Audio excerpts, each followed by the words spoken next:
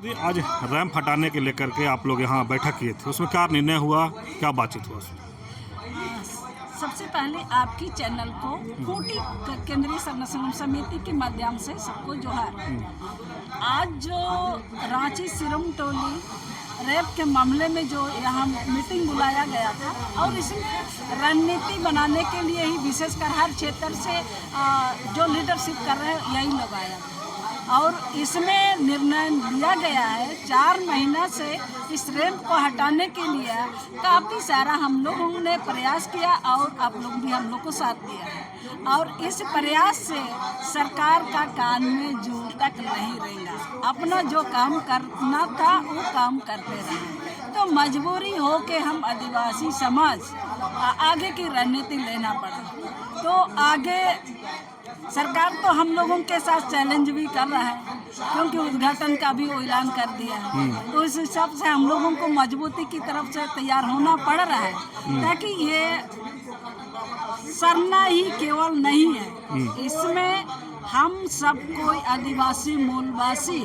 32 जनजाति और इसमें माननीय मुख्यमंत्री जी भी इसी के अंदर से निकल के आज जो गद्दी में बैठा हुआ है, तो इसको भी इस पर समझना चाहिए ताकि सरना रहेगा आदिवासी मूलवासी रहेगा। जिस दिन सरना खत्म होगा उस दिन आदिवासी मूलवासी सब यहाँ से खत्म हो जाएगा, क्योंकि यह हमारा धरोहर, हमारा भाषा, हमारा इतिहास, यही हमारा पहचान है।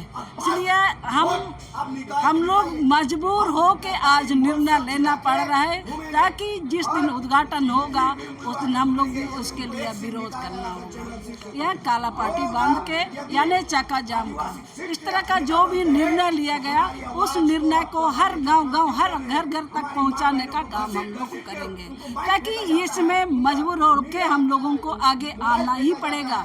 कोई इसमें धर्म कुछ भी माना रहे लेकिन उसमें सबका आस्था इसी से जुड़ा हुआ है, इसलिए इसमें सभी लोग 32 जनजाति लोग इसमें शामिल होगा और होंगे। लेकिन दीदी, जिस तरह से आप लोग आदिवासी समाज हैं, सरना समाज के लोग हैं, मुख्यमंत्री जी उसी समाज से आते हैं, लेकिन आप लोग की बात क्यों नहीं सुन पा रहे हैं? देखिए, नहीं सुनने का काई वजह है क्योंकि हम लोगों को हम सरकार को केवल उसमें दोषी देना केवल नहीं है, क्योंकि इसमें राजनीति के हिसाब से हम लोग बांटे हुए हैं, धर्म के नाम से बांटे हुए हैं, जाति के नाम से बटे हुए हैं, जो सही जानकारी की अभाव है। और इलेक्शन से पहले जो हम लोगों को इस पर सरकार जो विधायक है, संसद है, उससे हम लोगों को बात करना चाहिए था, लेकिन हम लोगों ने क्लियर नहीं किया।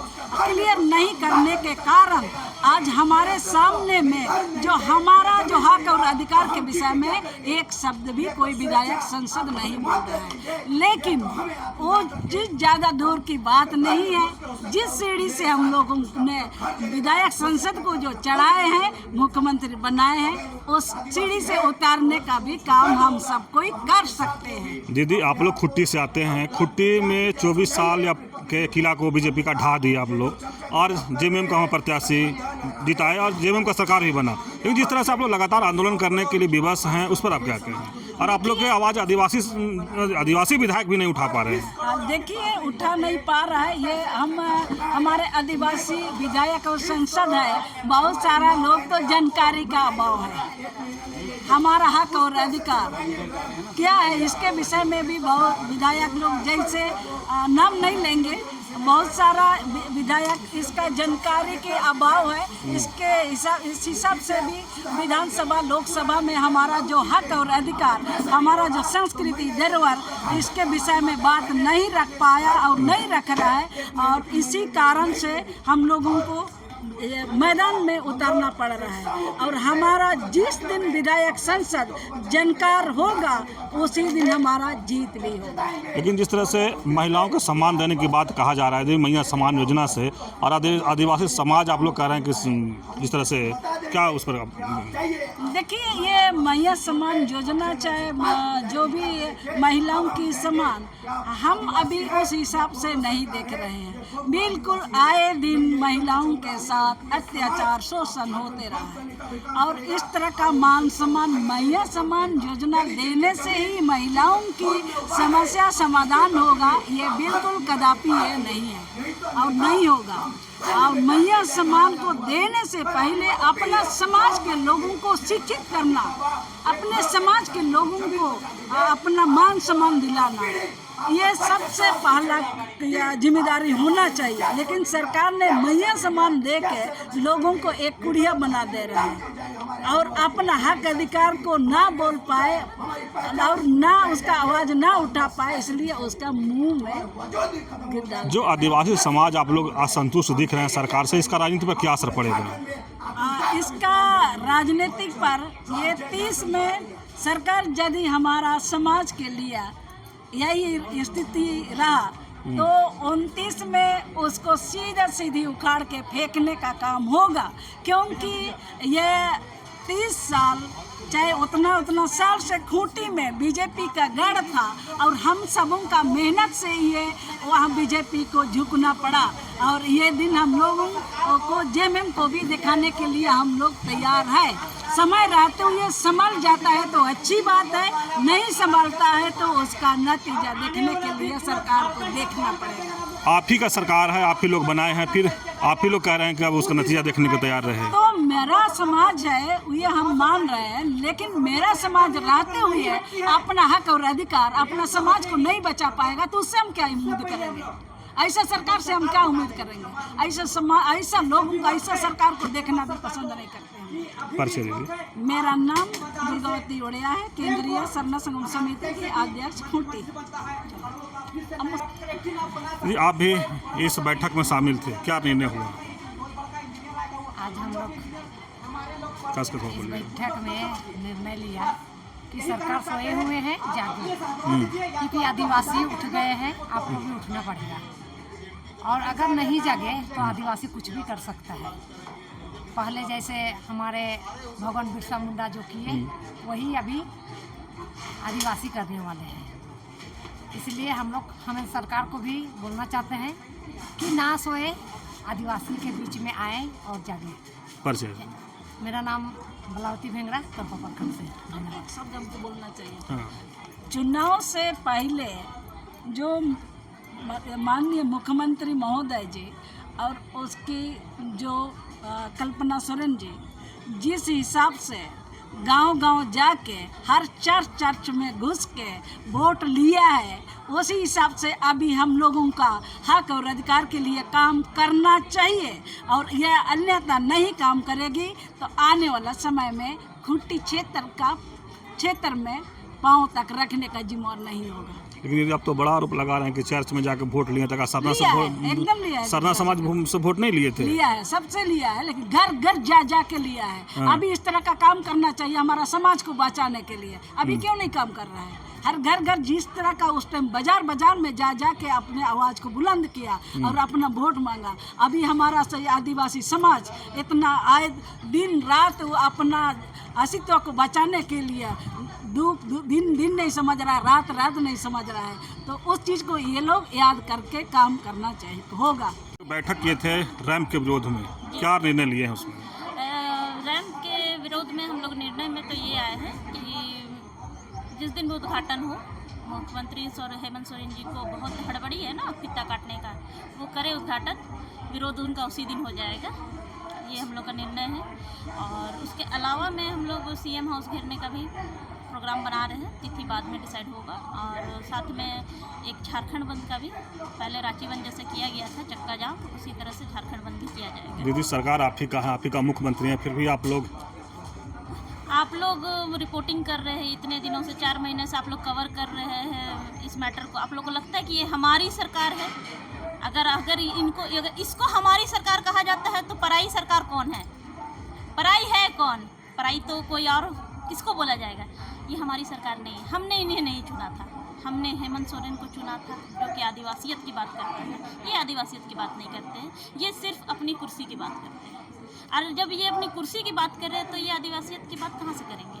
तो बस ये अपना पॉकेट देख रहे हैं, अपनी कुर्सी की 4 टांगे देख रहे हैं, उससे ज़्यादा और भी कुछ भी नहीं। और हमारी सरकार नहीं हो सकती, क्योंकि इस तरह से दमनकारी नीति के द्वारा काम करवाना, यानी कि सब विरोध है, खुलेआम विरोध हो रहा है। और उसके बाद फोर्स भर के काम करवाना, बच्चियों को, महिलाओं को, सबको घसीट के पुलिस गाड़ी में बैठाना, या जो आ रहे हैं उस पर लाठी चलवाना, तो ये हमारी सरकार नहीं हो सकती। वो अगर होती तो हम पे थोड़ा तो रहम करती, या थोड़ी तो हमारे बारे में सोचती कि अगर ये इनकी मांगों को तो सुन लिया जाए कम से कम, कि ये चाहते क्या है। वो तो ये हमारी मांगों को सुनना भी नहीं चाहते, ऊपर से बहलाने के लिए 2-4 भेज देते हैं कि हाँ आप लोग के मांगों पे विचार विमर्श हो रहा है, कि हम लोग 3 महीना 4 महीना इंतजार किए कि चलिए भैया सरकार सुनेगी, देर से ही सही सुनेगी, लेकिन उसका भी निष्कर्ष कुछ नहीं लिखा। जब उनको यही काम करवाना था तो ये सरूल से पहले वो करवा के देख लेते। उन्होंने तो राजनीति किया यहाँ पे भी, कि सरूल तक काम को जानबूझ करके उन्होंने रोका कि विरोध में सारा समाज ना खड़ा हो जाए। सब सरूल जैसे खत्म हुआ, 1 महीना होते होते उन्होंने काम लगवा दिया। सरूल से पहले वो ये काम करके देखते, लेकिन ये हमारी आस्था पे राजनीति हो गई है। और इस पे राजनीति करने वाले हमारे ही कुछ अगुआगण हैं, जो सो कॉल्ड अगुआ तो नहीं बोल सकते, उनको नाम लेंगे तो उनको भी खराब लगेगा, हमको भी खराब लगेगा, बोलने में भी खराब लगता है, लेकिन उन लोग का ही देन है जो इस तरह का हम लोग के साथ में व्यवहार हो रहा है। और अगर अभी भी हेमंत सोरेन जी को लगता है कि वो सही कर रहे हैं, जिस दमनकारी नीति को अपना करके लगता है कि हम लोग को दबा करके वो अपना रांची को बहुत डेवलप कर देंगे, झारखंड को बहुत डेवलप कर देंगे, तो ये गलत है। ये डेवलपमेंट के लिए हम लोगों ने उनको कुर्सी नहीं दिया था। परिचय दीदी। मेरा परिचय हर्षिता मुंडा। रमतौली सरना स्थल बचाने के लेकर के रैंप हटाने के लेकर आज एक बड़ा बैठक किया गया था, क्या निर्णय लिए हैं उसमें? ऐसा है कि हम लोगों ने लगातार 3.5 महीना से, ये 4था महीना है, 3.5 महीने से लगातार आंदोलन चरणबद्ध कर रहे हैं, लेकिन आज तक देखे परिणाम, और परिणाम में हमारे साथ बहुत बड़ा मतलब छलावा हुआ। हमारी सरकार जो हम कहते हैं अबुआ सरकार, अबुआ राज, लेकिन उनको एक अच्छा मौका मिला, वो विदेश चले गए।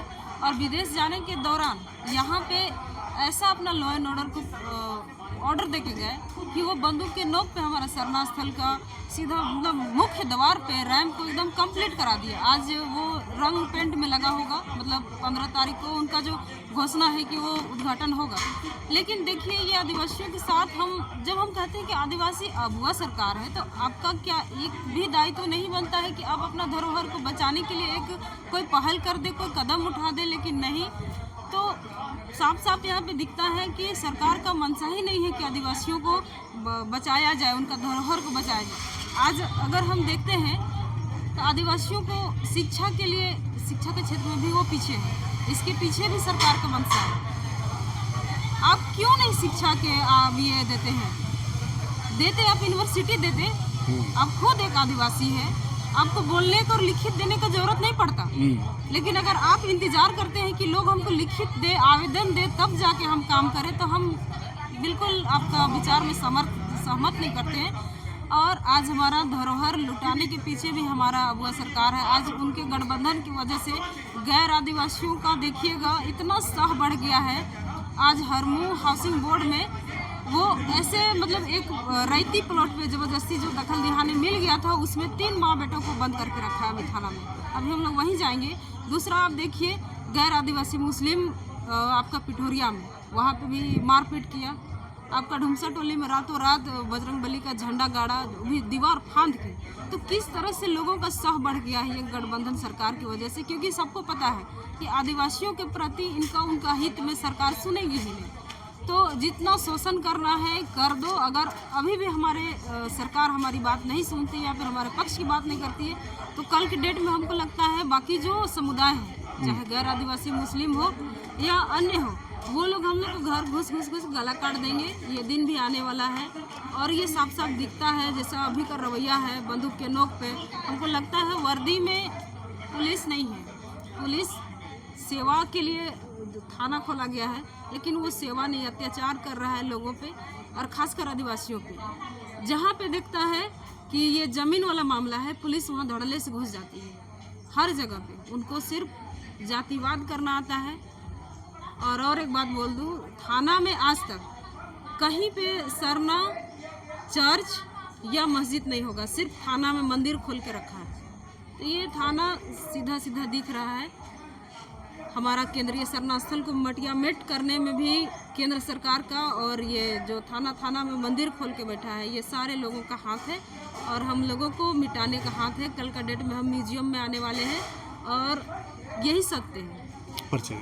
मेरा नाम संगीता कच्छप हुआ।